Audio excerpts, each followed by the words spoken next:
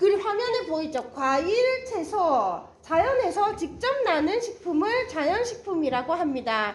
자연식품도 먹죠? 과일도 먹고 채소도 먹고. 자, 그러면 자연식품이 있는 반면 가공식품이 있습니다. 이거는 뭐냐면 자연에서 나는 원료를 이용해서 이렇게 조리를 해서 어떤 공정 과정을 거쳐서 만든 것입니다. 뭐가 있죠?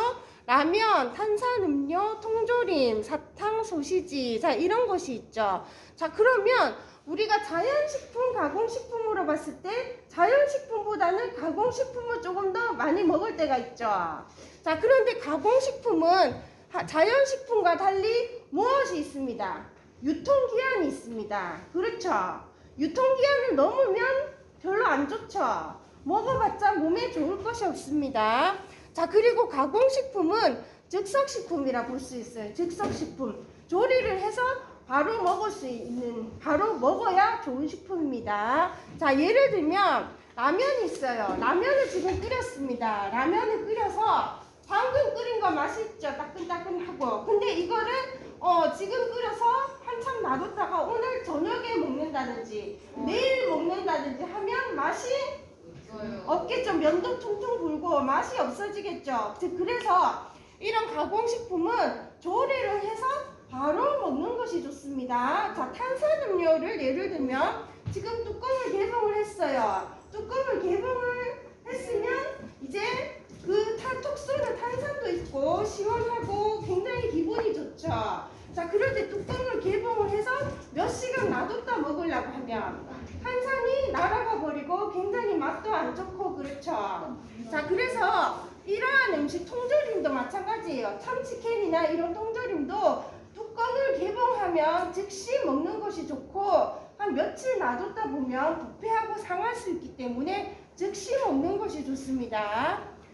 자, 그러면 이런 식품을 어떻게 안전하게 선택할 수 있는지 한번 알아봅시다.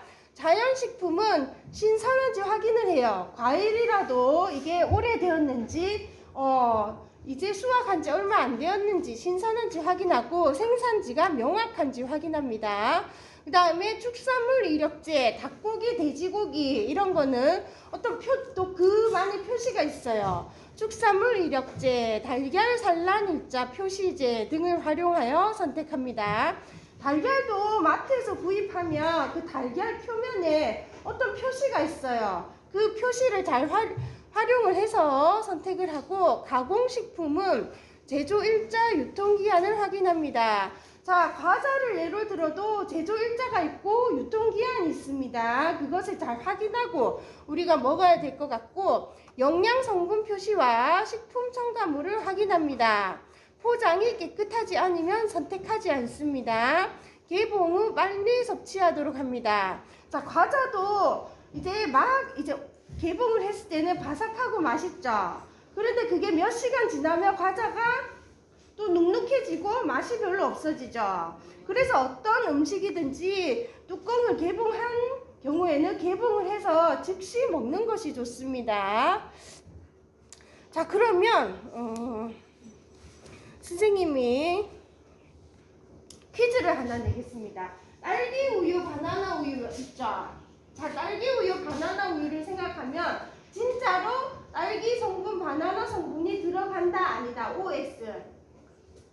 OX입니다. 자, 딸기 우유, 바나나 우유 그런 데는 진짜로 딸기 성분, 바나나 성분은 없는 것이 아니라 어떤 화학 물질을 일정한 조건에 의해서 화학 구조대로 그렇게 화학 구조대로 생산이 되도록 하면 딸기 향이 나고 딸기 맛이 나고 바나나 맛이 나고 바나나 향이 나도록 그렇게 만들어진 인공적인 화학 물질을 넣는 것입니다. 그리고 딸기 우유만 봐도 색깔이 분홍색으로 굉장히 예쁘죠. 그렇게 색깔을 내기 위해서도 인공적인 색소를 넣습니다. 물론 그 색소가 식용색소, 먹어도 되는 색소이지만 그 인공적인 색소이기 때문에 많이 먹으면 결코 좋지 않겠죠. 자, 생우유, 그냥 흰 우유하고 그런 색깔이 들어간 우유는 비교를 했을 때 먹었을 때 조금 기분이 좋을 수 있어요. 딸기 맛도 나고 바나나 맛도 나고. 그런데 그것을 많이 들어가기 때문에 자주 먹거나 많이 먹으면 우리 몸에 별로 좋지는 않겠죠. 그래서 여러분이 그런 것도 한 번씩 먹어주는 것이 좋습니다. 자, 그러면 식품 첨가물이 왜 나쁜가요? 한번 알아볼게요. 자, 식품 첨가물은 식품을 오래 보관하고 맛을 좋게 하며 먹음직스러운 색깔을 내기 위해 음식에 첨가하는 물질을 말합니다. 식품 첨가물을 많이 먹으면 가려움이나 두드러기 반응이 일어날 수 있으며 소화가 잘 안 되기도 합니다. 이처럼 식품 첨가물이 건강에 좋지 않은 영향을 주기도 하므로 우리나라는 식품 첨가물 사용을 엄격하게 관리하고 있습니다. 자, 식품 첨가물이 인공적인 화학 물질이기 때문입니다. 여기 사탕하고 젤리 같은 경우도 마찬가지예요. 색깔을 예쁘게 내기 위해서 인공적인 색소를 넣기 때문에 이렇게 빨갛게 노랗게 화려하게 나오는 것입니다. 자, 그렇게 색소가 많이 들어가고 인공적인 물질이 많이 들어가면 소화도 쉽게 잘 될까요? 안 될까요? 안 될 가능성이 있죠. 그렇기 때문에 자, 여러분이 이런 경우가 있습니다. 색소가 굉장히 많이 들어간 막대사탕 같은 경우에는 막 그것을 입에 물고 한참 있으면 여기 입안에도 색깔이 변할 수 있고 색소가 남아서 여기 남아 있을 수 있고 그것이 또 위로 배 안으로 들어가서 만약에 대변을 봤을 때도 약간의 그 색소가 남아 있을 수 있습니다. 그만큼 색소가 강하다, 안 강하다? 강하기 때문에 여러분이 잘 알고 먹어야 될 것 같습니다. 자, 그러면 이제 21쪽에 밑에 쪽에 보면 그 세 가지 표가 있죠. 식품 첨가물은 자 600가지가 넘습니다. 우리의 건강을 지키기 위해 다음 같은 몇 가지는 알아둡시다 했을 때 여기 노란색이 뭐 어려운 말이 있죠. 이것은 크게 중요한 것이 아닙니다. 자, 중요한 것은 뒤에 질병입니다. 자, 같이 보면 탈의색소, 합성탁색료 뒤쪽에 보면 어떤 질병이 유발된다고 나와있죠? 같이 읽어봅시다. 시작! 아토피성 피부염 시작! 비염, 천식, 알레르기를 유발합니다. 자, 그 다음에 아황산 나트륨 표백제 이것은 색깔을 희게 하는 데 사용을 하는데 위 점막을 자극하고 만성 기관지염과 천식을 유발합니다. 자, 세 번째 아질산 나트륨 발색제 색깔을 예쁘게 하는 것입니다. 이것은 구토, 호흡곤란 및 육류와 반응하여 발암물질을 생기게 합니다. 라고 되어 있는데 여기 앞에 뭐 색소 이름은 중요하지 않다고 했죠. 뒤에 질병, 이러한 질병을 유발한다고 되어 있는데 자, 여기에서 중요한 것이 있습니다. 아토피성 피부염, 비염, 천식. 자, 이런 질병을 여러분 하나쯤은 다 가지고 있죠. 그렇죠. 없는 친구들도 있을 수 있어요. 그런데 여러분 나이에 아토피성 피부염, 비염, 천식 이런 질병을 대부분 많이 가지고 있더라고요. 자, 그런데 중요한 것은 이러한 질병이 뚜렷한 원인이 정확하게 한 가지로 있다 없다.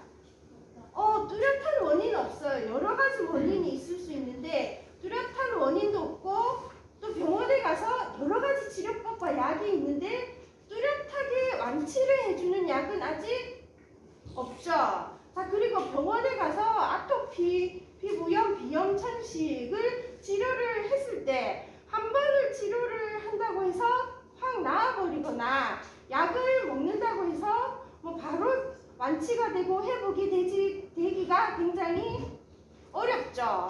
어려운 질병입니다. 자, 그래서 이러한 질병의 특성은 뚜렷한 원인도 없고 뚜렷한 그 치료약이 아직까지는 없습니다. 다만 그러한 증상을 조금 가라앉혀주는 여러 가지 약이 많이 나와 있습니다. 그리고 치료법도 여러 가지가 있는데 그 여러 가지를 치료를 하더라도 한두 번에 그치는 것이 아니라 여러 차례 꾸준히 장기적으로 치료를 받아야 조금 보존이 될 수 있습니다. 자, 그러면 이러한 질병을 가졌을 때 치료비도 돈도 많이 들 수 있겠죠. 그렇죠. 돈도 많이 들고 약도 많이 먹으면 우리 몸이 더 상할 자, 이러한 질병은 미리 예방을 하는 것이 가장 좋겠죠. 막 아토피로 힘들어해서 병원을 다니기보다는 걸리지 않도록 미리 예방을 하는 것이 가장 좋습니다. 자, 그러면